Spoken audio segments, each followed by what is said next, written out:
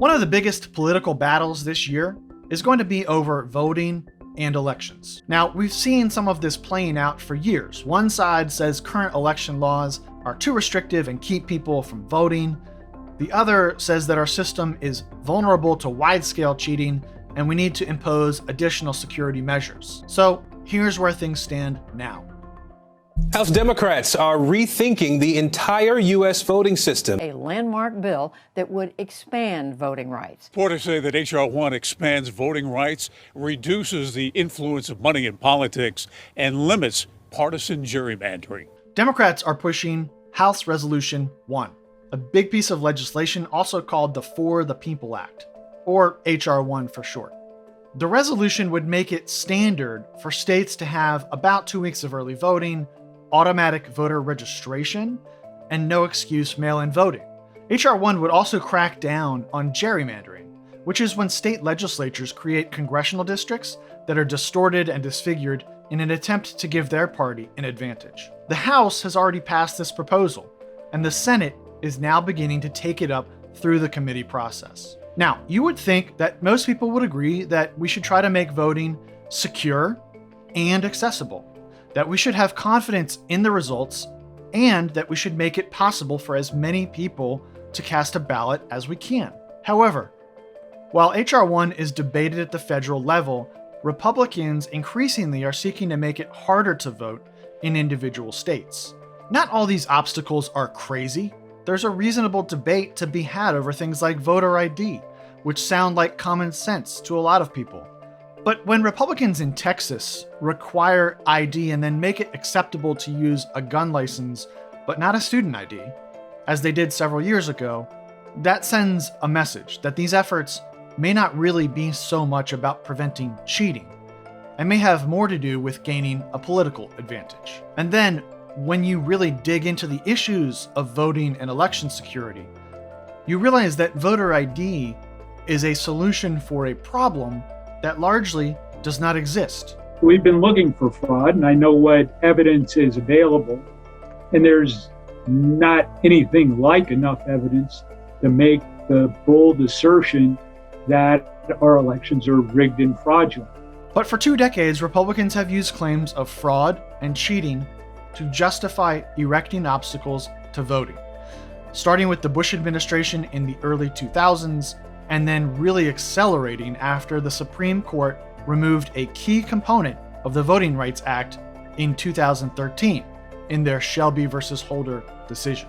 At issue was a provision in the act that singled out states with a history of discrimination in voting, mostly in the South, and required them to get pre-clearance, approval from the federal government before changing voting procedures.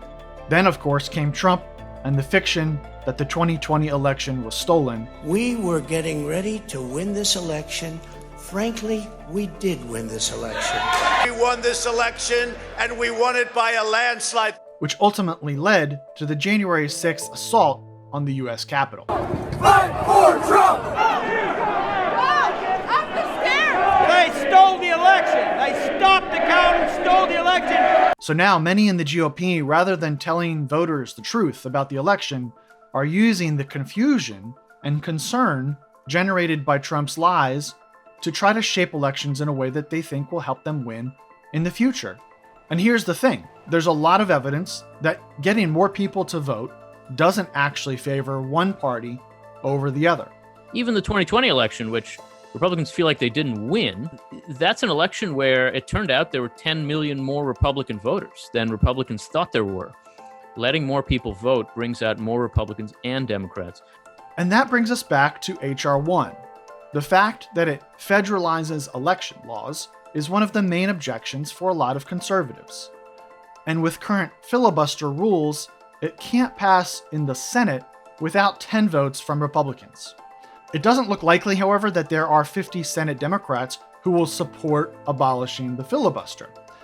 Democrats like Senator Joe Manchin of West Virginia, Senator Kyrsten Sinema of Arizona, Senator Dianne Feinstein of California have all said they're opposed. The larger question, though, is whether there's any hope of a bipartisan effort on making voting more secure and more accessible together at the same time. Democracy experts worry that even if it's the right thing to do to pass most of the reforms in H.R.1, if only one party supports it, that will make democracy itself a political issue. To which Democrats and some other democracy experts respond, it already is a political issue. Were you not watching on January 6th? So we are in a tough position here. We need both parties to engage in good faith work on strengthening democracy, but good faith Republicans have been conditioned by their party to be inherently skeptical of making it easier to vote. And then there is an increasing amount of complete cynicism and dishonesty from Republicans following the Trump model. Republicans are in a bad place because I think they find themselves arguing in essence that there ought to be fewer voters, which is, in my view, wrong, and also the wrong place to be as a political matter. We can make our elections secure and accessible. The question is whether our politicians can work together to do so.